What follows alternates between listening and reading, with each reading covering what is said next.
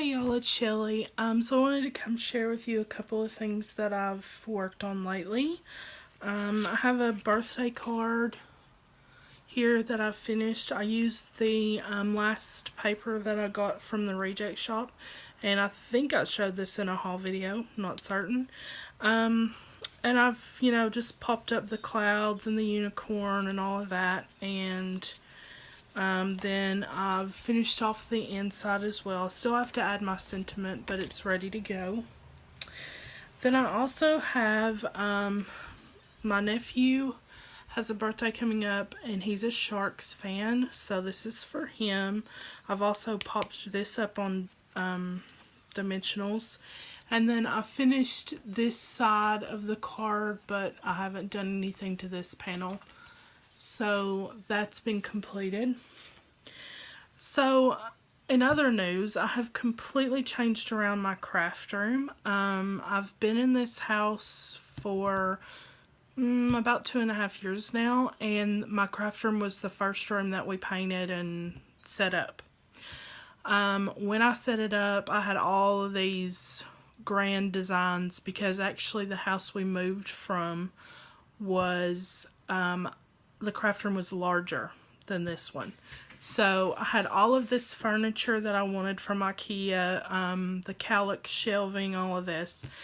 And I believe it's called the Alex, the drawers, the one that's really tall, and then the larger one that's short. So when I ended up measuring everything out, I actually drew out the dimensions on the floor. I couldn't fit all the furniture I wanted.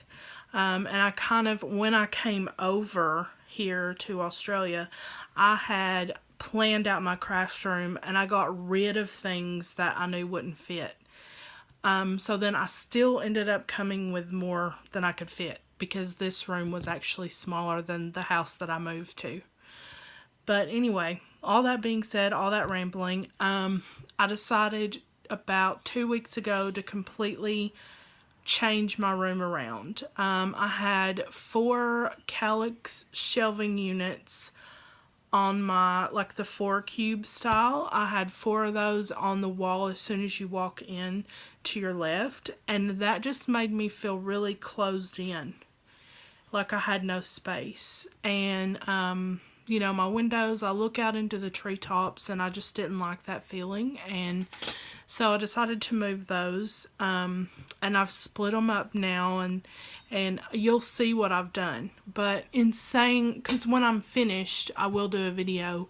I don't want to do the video right now because I have a lot of stuff in this room that belong to other rooms of the house, because we are still renovating. We'll be probably renovating for 10 more years.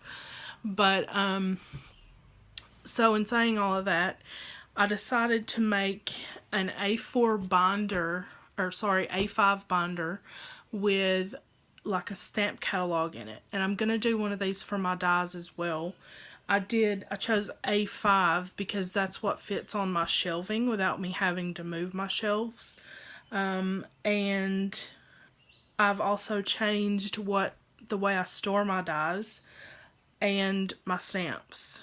They were all in binders before, and I found that they were just incredibly hard to find. Now they're in baskets, and I can just flip through them. So I've taken the A5 binder, and I've made sections, and I've categorized them based on the way that they are stored. So what I did was I just basically took a photo and printed it. And after I did a lot of them, I decided that I probably should have put 2 photos on each page, because I feel like a lot of waste, and I could have condensed it even further if I'd done that. So I've just made the tabs. This is animals, baby, backgrounds and collage, beach, birds and butterflies, birthday sentiments. And the reason I broke these out separately is because this is one that I use a lot, and I do have some more that I need to put in this section.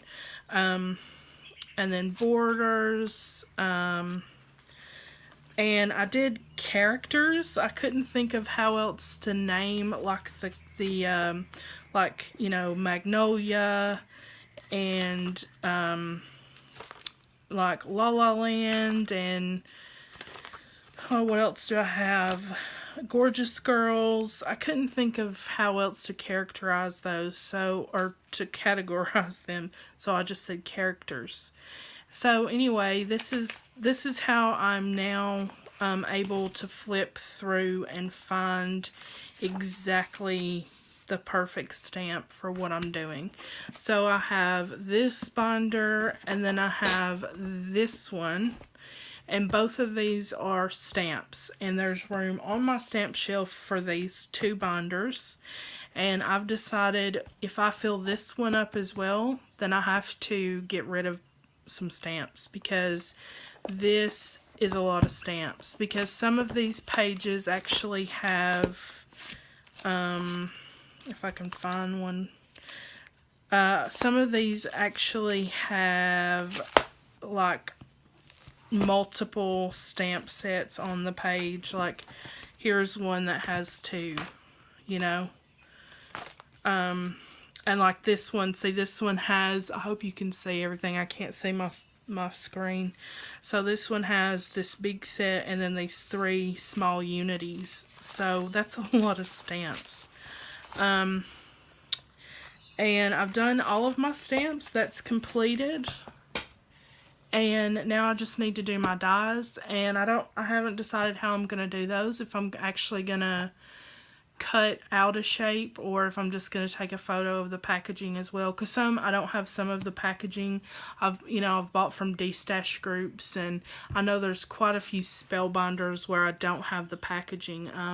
I usually like to keep the original label when I buy something myself, like from the shop, like the, you know, Joann's or somewhere like that. But a lot of the spellbinders that I bought off a D-Stash Group, I don't have the packaging for. So I'm not really sure how I will go about that, because I found it really time consuming and tedious to look for all of these stamps online. That's why I just started taking a photo. But anyway, I hope I haven't gone over my time, or else I'll have to do this video over again. But just wanted to share that. We're going into the Easter weekend here. Husband has 5 days off, which is great, because we haven't had a lot of time together lately, and really looking forward to that. Hope everyone has a nice Easter, and I will speak to you all soon.